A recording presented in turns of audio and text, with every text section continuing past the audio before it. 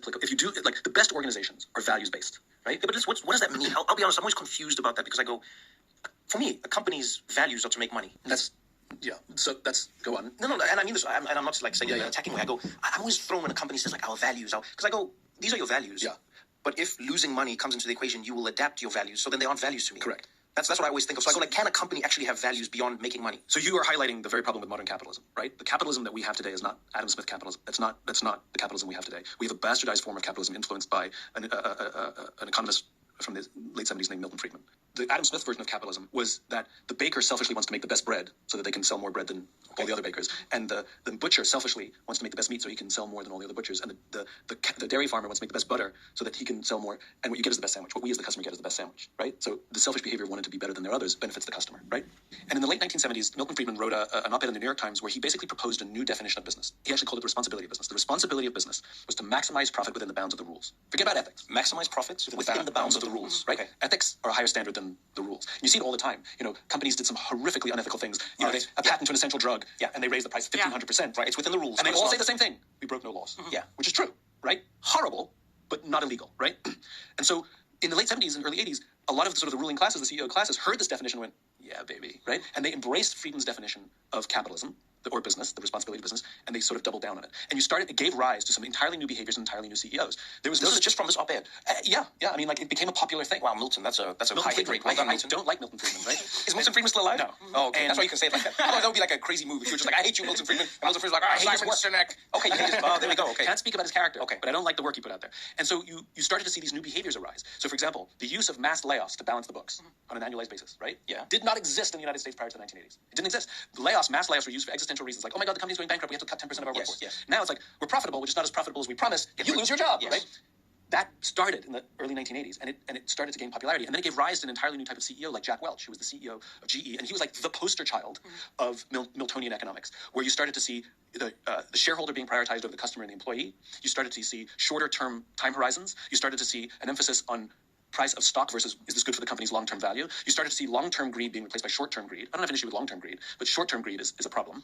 And the use of human beings' livelihoods to maximize shareholder value. And this was all because of this Miltonian influenced Jack Welch poster child that is the standard of how businesses are led today. There's nothing wrong with capitalism. There's a huge problem with this version of capitalism. And you can see what's happening. There's a rise of populist movements across the West in capitalist societies. I don't care if you're on the left and right, Bernie or Trump, it doesn't matter. And they're complaining about the same thing, which is the very small percentage of the elite are getting richer and everybody else is being left behind. And when you have a huge delta between those who have and those who don't, what you get is revolution. The middle class is drying up and people are not investing in the stock market anymore. The whole stock market exists so that the average working American can share in the wealth of a nation. That's why we have a stock market. That's what Alexander Hamilton imagined, right? But that's not what we have anymore. So we have a game for a few so they can command more wealth. And just to put one final sort of cap on it, if you go back to the anthropology of leadership, like if we go back, 50,000 years, whatever you want to do, where we lived in tribes that were never bigger than about 150, 200 people, human beings evolved into naturally hierarchical animals. We're constantly assessing and judging who's alpha, depending on whatever the standards are for that group. Who's alpha?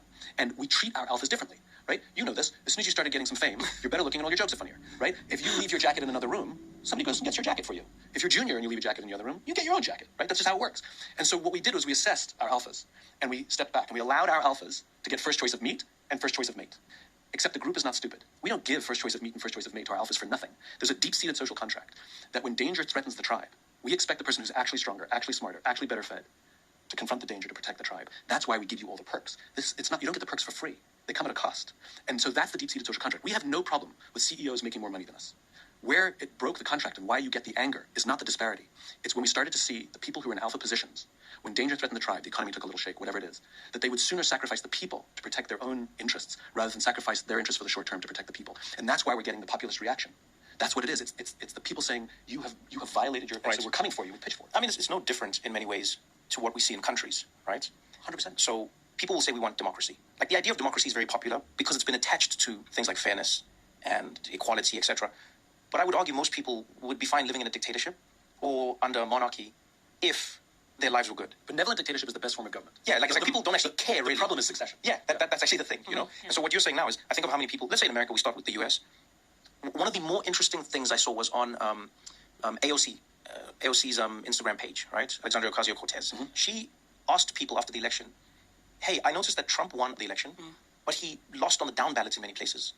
And now a lot of people are saying this is a conspiracy. They're saying, how could Trump have won the election but the people in these certain counties and whatever, or states, they voted Democrat, but then Trump won. What's going on here? And so she said, just for me, can you all tell me if you voted for me and Trump? I want to know if that's possible. And her, I don't know what the number was, but it looked like she was flooded with replies. And then she started posting them on her page. And it was amazing to see how many people said, I voted for you and Trump. Yeah. Because while you two don't see eye to eye, you are both doing the same thing in my eyes, which is you're dismantling the system that has put me in this position. Correct. AOC is going, break it all apart. Trump is saying, break it all apart. AOC is saying, these people are screwing you over. Trump is saying, these people are screwing you over. And then you see it with leaders as well. They're killing it. They're doing well. They're having fun. And then on the ground, you're not having a good time. And then it leads us to a lot of what we have now. So the reaction isn't throw out capitalism, democracy. The answer is throw out this form of capitalism. Go back. But how do they respond? Yeah, but how do they respond when you? Because you actually hang out with CEOs. How do they respond? Oh, the ones who agree with me hang out with me. The ones who don't agree with me don't call me. Have you ever changed the CEO's mind? The problem is not their mind. The problem is their incentive structure. Like I remember I was working with a CEO and gave him some counsel on sort of how to organize things better. And he was really honest. He's like, I totally agree with everything you're telling me, and your insights are spot on, and I completely agree, and I'm going to implement none of it because if I do it your way, I won't get my bonus. He was just very blunt with me. Damn. And so, but